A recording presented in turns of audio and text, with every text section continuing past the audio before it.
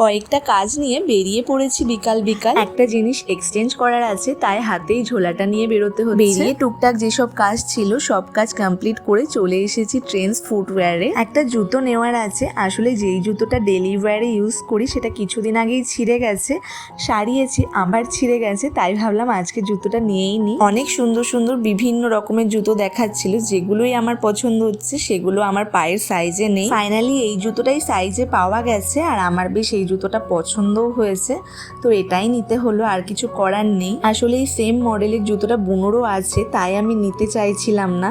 একদম same to same পরতে আমার খুব একটা ভালো লাগে না, বাট দেখতে কিন্তু খুব ক্লাসি আর পরেও খুব কমফোর্টেবল। আর তার সাথে একটা ফ্ল্যাট জুতো নিয়েছি, বুনো আমি মা সবাই ইউজ করতে পারবো।